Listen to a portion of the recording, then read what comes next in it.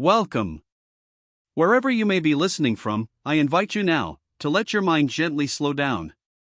To allow the day to fall behind you like the last fading light over a distant hill. Tonight, I'll take you on a gentle journey, a quiet, curious tale that blends the forgotten corners of old history with something a little stranger. A mystery wrapped in soft static. A whisper of something almost ancient, yet not quite of this world. Our story is called The Static Visitor. So, settle into the calm. Let your body relax, your breath deepen, and if you fall asleep along the way, that's perfectly alright. There was, once upon a quiet countryside, a little village named Crathbury. Nestled between gently rolling hills and sleepy rivers, Crathbury was the kind of place where not much changed. The seasons passed like old friends. The cobbled paths stayed the same. People knew each other's names, and often their grandparents' names too. The year was 1972. Crathbury had no traffic lights, no shopping malls, no noise. Just the smell of bread in the morning and the distant bells of the church at dusk. People still listened to radios on porches. They drank tea from little cups with painted flowers. And if you wanted to know the news, you'd hear it from old Margaret at the post office. Among the village's quietest residents was a man named Ellis Farrow. Ellis lived alone at the edge of Crathbury, in a weathered brick cottage near the woods. He had no family, but he had time. And in that time, he collected odd things. His cottage was full of clocks that no longer ticked. Radios that hummed with no station. Typewriters missing keys. And most of all, televisions. He didn't fix them to watch anything. He just liked the idea of them. Like windows into somewhere else. Frozen worlds behind glass. Most nights, Ellis would drink his tea strong, no sugar, and sit by the window, watching the shadows stretch across the fields. He found comfort in the silence. But sometimes, comfort brings curiosity. One rainy afternoon, Ellis visited the flea market 2 towns over.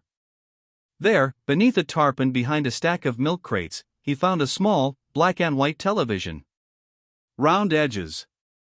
One big dial. The vendor said nothing about it, only that it didn't change channels. Ellis smiled and bought it for £2. When he got home and plugged it in, the screen burst into static. A low hum. But then, a flicker. Through the noise, a figure appeared. Grainy. Silent. Slowly walking toward the camera. An odd sight. But not frightening. Not yet. For weeks, Ellis watched the screen. Every night, the figure was a little closer. Always walking.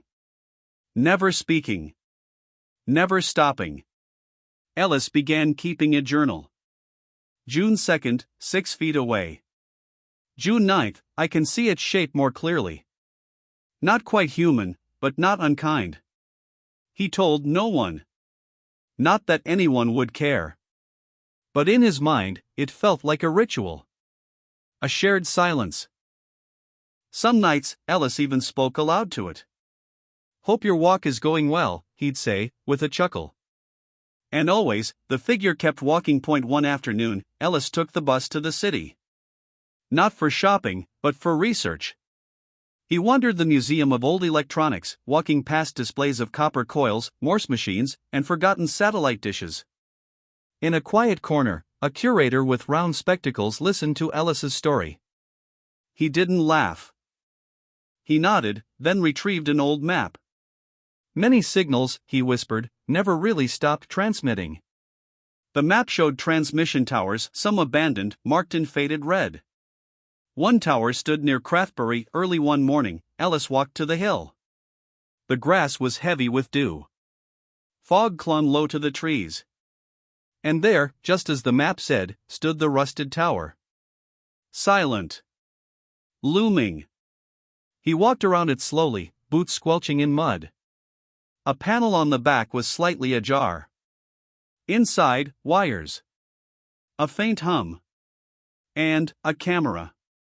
Pointed, straight ahead. That evening, Ellis returned home. The TV was on. The figure now just inches away from the screen. He sat quietly. No fear. No hurry. The teacup steamed. The fire crackled. A cat purred on the rug.